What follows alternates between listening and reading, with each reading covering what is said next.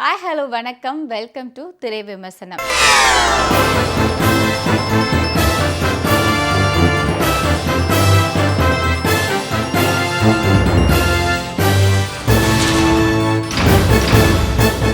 இன்னைக்கு திரை விமர்சனம் நிகழ்ச்சியில் நாம பார்க்க போகிற திரைப்படம் லவ்வோ love.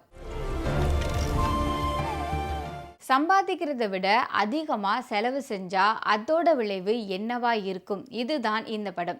Cinema media and entertainment சார்பாக தினேஷ் ராஜ் மற்றும் கிரியேட்டிவ் என்டர்டெய்னர்ஸ் சார்பாக ஜி தனஞ்சலியன் ப்ரொடியூஸ் பண்ணியிருக்கிற இந்த படத்தில் பவிஸ் நாராயண், நாகதுர்கா, செல்வராகவன், KS ரவிக்குமார், வனிதா விஜயகுமார், ரம்யா, அஸ்வந்த், சௌந்தர்யா, கதீர் இவங்க எல்லாம் இந்த படத்தில் நடிச்சிருக்காங்க. ஃபாக்சன் மியூசிக் பண்ணியிருக்கிற இந்த படத்துக்கு PG முத்தையா சினிமோட்டோகிராஃபி பண்ணியிருக்கிறாரு. இந்த படத்தை டைரக்ட் பண்ணியிருக்காரு மகேஷ் ராஜேந்திரன். பவிஸ் ஒரு பெண்ணை காதலிச்சு ஏமாத்திட்டு துபாய் தப்பிச்சு போறாரு. இப்படி போற அவரை போலீஸ் ஆஃபீஸர் செல்வராகவன் கைது பண்றாரு. அப்போ அங்க வரும் மாதர் சங்கம் பவிஷுக்கு கடுமையான தண்டனை கொடுக்கணும்னு போராடுறாங்க. இந்த நிலையில பவிஸ் தன்னுடைய கதையை செல்வராகவன் கிட்ட சொல்றாரு. பவிஸ் இவர் நாகதுர்காவை பார்த்த உடனே காதலிக்க ஆரம்பிக்கிறாரு. அவங்களுக்காக என்ன வேண்டுமானாலும் செய்யலாம் அப்படின்ற நினைவிலேயே காதலிச்சுட்டு வராரு. ஆனா நாகதுர்காவோ பவிஸுக்கு அவரோட தகுதிக்கு மீறின செலவை வைக்கிறாங்க. இவர் தனது வருமானம், குடும்ப சூழ்நிலை, தன்னுடைய எதிர்காலம் இது எதை பற்றியும் கவலைப்படாம காதலுக்காக தொடர்ந்து செலவு பண்றாரு. அதாவது கிரெடிட் கார்டுகள், கடன், நண்பர்கள் கிட்ட இருந்து வாங்கும் பணம், இப்படி காதலுக்காக தன்னுடைய வாழ்க்கையே பணயம் வச்சிடுறாரு.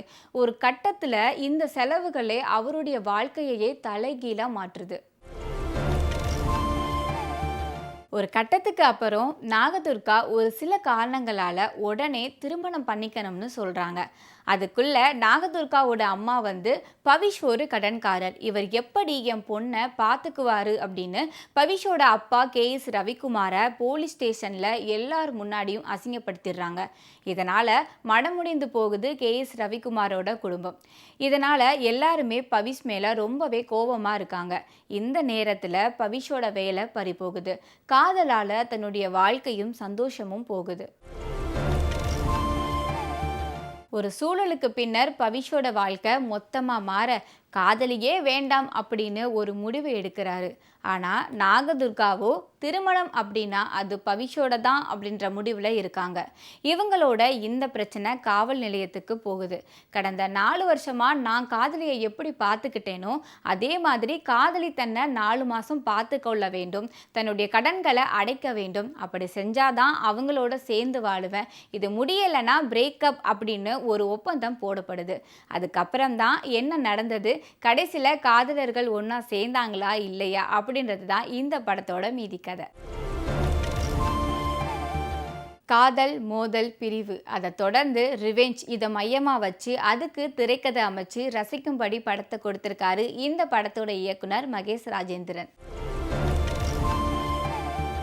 நடிகர் தனுஷின் உறவினரான பவிஷ் கொடுக்கப்பட்ட கேரக்டருக்கு ஏற்ற மாதிரியான நடிப்பை கொடுத்திருக்காரு. குறிப்பாக சொல்லணும்னா காதலிக்காக தான் வைத்திருந்த பர்ஸ் முழுவதும் கரைந்து குடும்பம், சமூகம் அப்படின்னு அசிங்கப்படுவது, நாகதுர்காவுக்காக அவர் போடும் கண்டிஷன்கள் இப்படி சில.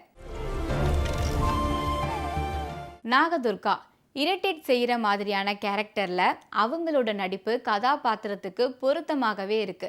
குறிப்பாக சொல்லணும்னா ஹீரோவுக்கு செலவுக்கு மேல் செலவு வைப்பது. போலீஸ் ஆஃபீஸராக செல்வராகவன், மாதர் சங்கத்தின் பிரதிநிதியாக வனிதா விஜயகுமார் மற்றும் படத்தில் நடிச்சிருக்கிற மற்ற ஆர்டிஸ்டான KS ரவிக்குமார், ரம்யா, அஸ்வத், சௌந்தர்யா, கதிர் உட்பட எல்லாருமே அவங்களோட நடிப்பால் படம் பார்க்குறவங்களை கவனிக்க வைக்கிறாங்க.